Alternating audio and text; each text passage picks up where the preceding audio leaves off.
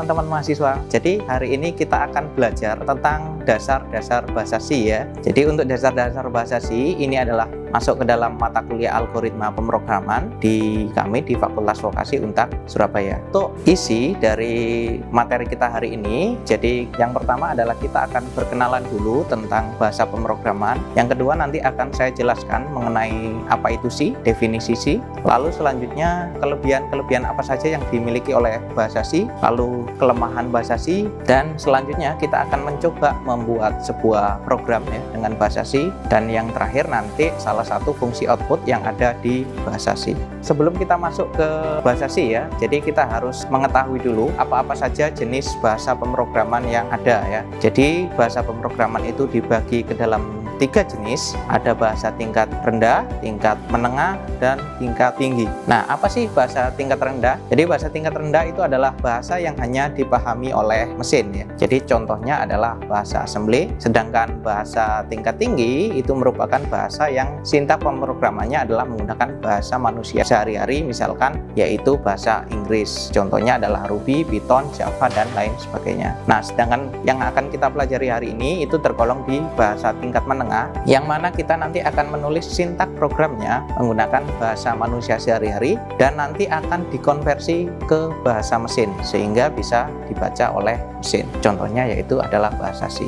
Kita masuk ke definisi bahasa pemrograman C. Apa sih bahasa pemrograman C? Jadi bahasa pemrograman C itu adalah sebuah bahasa pemrograman komputer yang nanti bisa digunakan untuk membuat berbagai aplikasi general purpose programming language, mulai dari sistem operasi misalkan seperti Windows atau Linux, antivirus, software pengolah gambar, image processing, hingga compiler untuk bahasa pemrograman. Nah, mengapa kita harus belajar bahasa C? Alasan pertama, bahwa banyak program dan software itu ditulis ke dalam bahasa C ya. Yang kedua adalah C itu adalah bahasa yang portable. Jadi program yang ditulis pada satu sistem atau aplikasi dapat dijalankan pada sistem atau aplikasi lain tanpa atau dengan sedikit perubahan.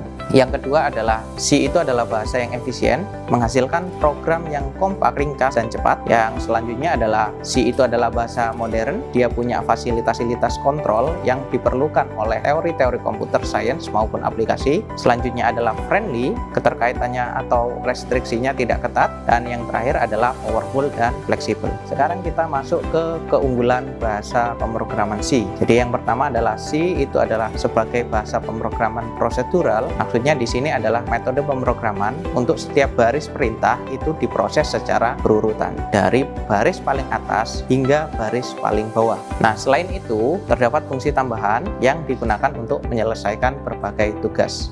Yang kedua adalah bahasa C itu sangat cepat dan efisien. Jadi aplikasi yang dibuat menggunakan bahasa C itu bisa dieksekusi dengan sangat cepat serta ukurannya sangat kecil ya.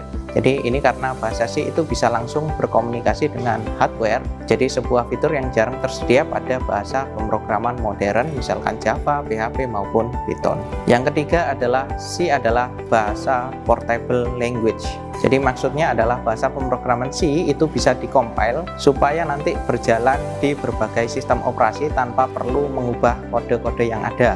Dan yang keempat adalah C merupakan induk dari bahasa pemrograman modern. Jadi bahasa pemrograman C itu adalah banyak menginspirasi dari bahasa pemrograman lain, misalkan C++, C++, C Crash, Objective-C, PHP, Java, dan JavaScript, dan masih banyak lagi. Jadi dengan mempelajari bahasa C, kita akan lebih familiar atau lebih mudah saat berpindah ke bahasa pemrograman lain yang merupakan turunan dari bahasa C.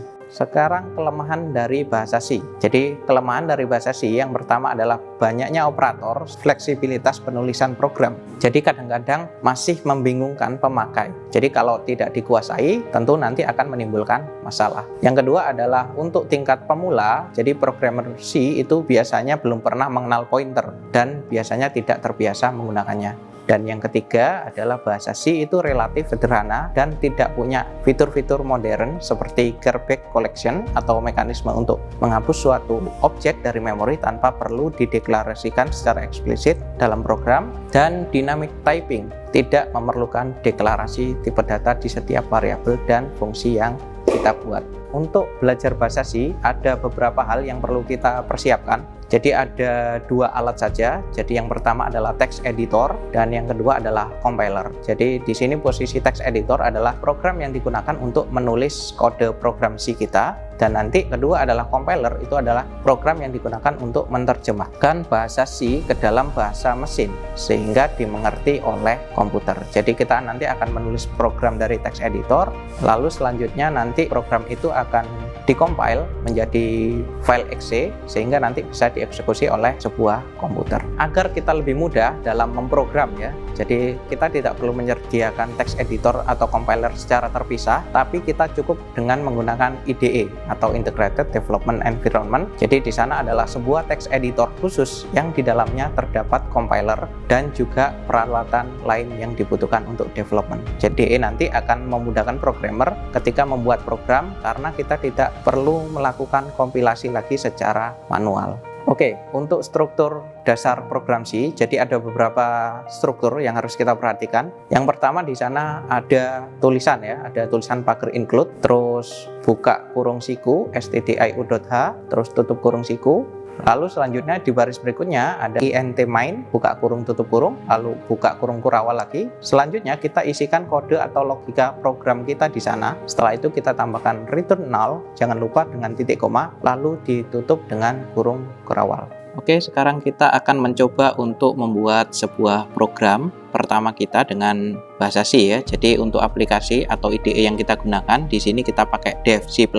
Jadi nanti untuk membuat project baru silakan kita buat dari file new source file. Jadi kita tinggal menuliskan kode program kita di sini. Jadi ingat tadi yang pertama adalah kita gunakan pagar include ya. Lalu dilanjutkan dengan header yang kita pakai adalah stdio.h ya. Nah, selanjutnya di baris selanjutnya tadi kita adalah fungsi main ya. Jadi fungsi main, kita integer main, jangan lupa dibuka kurung kurawal. Nah, lalu di sini kita akan menuliskan kode programnya. Jadi misalkan kita tadi adalah printf, ini program pertama saya. Jangan lupa diakhiri dengan titik koma, lalu ditambahkan dengan return null. Nah, kalau sudah, selanjutnya adalah kita simpan file yang sudah kita buat ya dengan cara tekan simpan. Lalu jangan lupa untuk save as tipenya diganti ke C ya, .c. Kita kasih nama terserah kita. Misalkan di sini coba ya. Coba 1, kita save. Setelah kita save, barulah kita cek apakah ada error dengan cara mengcompile program tersebut. Nah, seperti ini. Apabila tidak ada error, ini masih ada error, berarti ini seharusnya ada spasinya ya. Berarti nanti silakan dikompil lagi, tunggu proses compile selesai. Kalau sudah, nah tidak ada error, baru programnya bisa dieksekusi ya. Tinggal di run saja, maka nanti akan muncul ya program yang sudah kita buat ya. Jadi kalau misalkan di komputer kalian ada antivirus, usahakan dimatikan dulu ya antivirusnya supaya program yang kita buat tidak terdeteksi sebagai virus. Nah, dari program yang sudah kita buat barusan ya, jadi di sana ada beberapa bagian yang perlu kita perhatikan. Jadi ada dua bagian. Yang pertama adalah bagian include dan yang kedua adalah di blok fungsi main ya. Jadi di blok fungsi main di sana kita sudah menuliskan beberapa statement ya. Apa itu include? Jadi di program C, include itu fungsinya untuk mengimpor fungsi-fungsi yang telah didefinisikan pada header file ya. Jadi nanti header file, kita harus tahu dulu bahwa header file itu adalah file yang isinya definisi fungsi yang sudah dibuat. Jadi tujuannya agar bisa digunakan pada program C yang lainnya. Jadi header file adalah file yang berisi definisi fungsi yang sudah dibuat. Jadi tujuannya nanti agar kita bisa digunakan pada program C yang lain. Jadi file ini ekstensinya adalah .h, misalkan stdio.h. Nah, pada contoh di atas kita mengimpor file stdio.h. Jadi file ini nanti berisi deklarasi fungsi-fungsi dasar yang kita butuhkan untuk membuat program C. Misalkan printf ya. Jadi fungsi printf yang sudah kita pakai sebelumnya. File stdio.h itu sudah ada di dalam komputer kita saat kita pertama kali menginstal sebuah program GCC ya.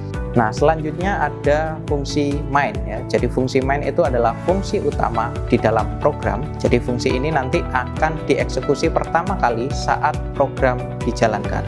Karena itu, kita harus menuliskan logika pemrograman di dalam fungsi main ini ya. Selanjutnya, di sana terdapat int ya. Jadi int, maksud dari int itu apa? Jadi int di depan kata main itu adalah merupakan tipe data yang akan dikembalikan. Jadi nanti di dalam fungsi main itu wajib kita sertakan return 0, artinya fungsi main ini akan mengembalikan nilai 0 setelah nanti dieksekusi. Atau cara lain, kita juga bisa menggunakan yang namanya void di depan main. Apa itu void? Jadi void itu artinya adalah tidak ada atau kosong. Jadi jika menggunakan void, maka kita tidak perlu menuliskan kata kunci return di akhir fungsi, karena fungsi void tidak akan mengembalikan nilai apapun. Nah, untuk menuliskan statement ya, jadi statement itu merupakan perintah atau fungsi untuk melakukan sesuatu. Jadi misalkan seperti program yang sudah kita buat tadi, di sana ada printf, buka kurung, petik 2, ini program pertama saya, tutup kurung, petik 2 dulu sebelum tutup kurung, lalu jangan lupa diakhiri dengan titik koma. Nah, itu artinya yang kita ketikkan tadi itu adalah kita menyuruh komputer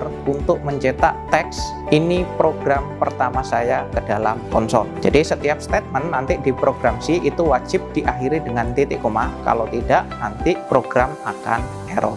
Oke, untuk program selanjutnya ini kita akan mencoba untuk membuat yang printf ada opsionalnya ya. Jadi misalkan seperti tadi, misalkan di printf yang sudah kita buat sebelumnya tadi di program pertama kita ubah ya. Jadi misalkan bilangan sama dengan, karena kita nanti akan menampilkan bilangan integer ya, maka ingat kalau tadi integer itu adalah kita menggunakan yang namanya %d ya. Jadi jangan lupa simbol yang ada di printf ya. Kita tuliskan %d. Nah, selanjutnya setelah petik yang terakhir itu kita tambahkan koma dulu untuk menentukan ini opsionalnya apa ya. Karena ini adalah integer, maka silakan ditambahkan nilai ya, nilai dari angka integer yang akan kita masukkan, integer atau bilangan bulat. Jadi misalkan 12 ya. Silakan nanti kalau sudah 12 dimasukkan, maka kita compile, dan apabila nggak ada error kita run ya, maka nanti di sana akan nampil bahwa bilangan sama dengan 12 ya, sesuai dengan tipe datanya. Apabila kalian ingin membuat baris baru, jangan lupa nanti di akhir setelahnya %d kita tambahkan yang namanya /n ya. Jadi supaya ada baris baru kalau kita mau ngetik lagi ya, mau /n-nya 1,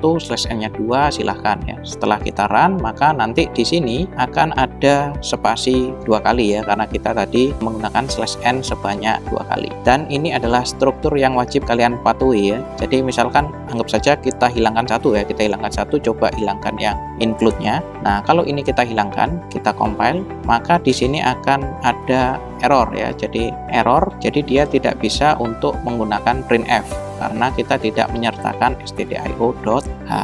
Nah, untuk menuliskan komentar ya, jadi komentar ini adalah bagian yang nantinya tidak akan dieksekusi oleh komputer. Jadi komentar itu nanti biasanya digunakan untuk membuat keterangan pada kode program. Jadi ada 2 yang bisa kita gunakan. Yang pertama adalah kita gunakan garis miring ganda, itu untuk membuat komentar 1 baris, dan kita gunakan tanda garis miring bintang ditutup dengan bintang garis miring, itu untuk membuat komentar yang beberapa baris. Yang terakhir adalah untuk fungsi printf. Jadi fungsi printf ini nanti digunakan untuk menampilkan output ke layar komputer. Jadi fungsi ini adanya adalah di library stdio.h. Oleh karena itu, ketika kita nanti menggunakan printf, maka kita diharuskan untuk menuliskan kode yaitu pager include stdio.h di bagian atas program agar kita bisa menggunakan fungsi ini ya. Berikut ini adalah struktur dari fungsi printf. Jadi kalau kita mau menuliskan printf ya harus kita perhatikan strukturnya. Jadi pertama jelas kata printf-nya dulu. Setelah itu nanti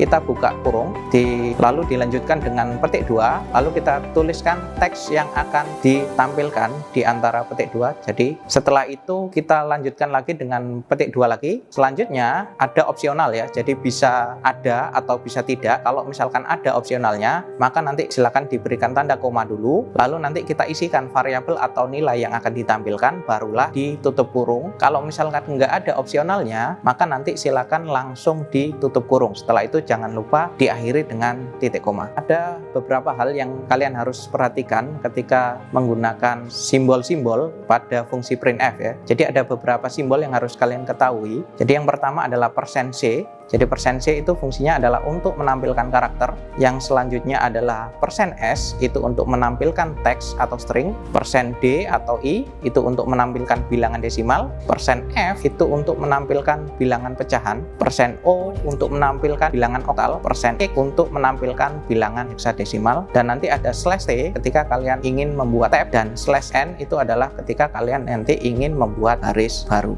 Sekian materi kita hari ini. Terima kasih dan sampai jumpa di pertemuan berikutnya.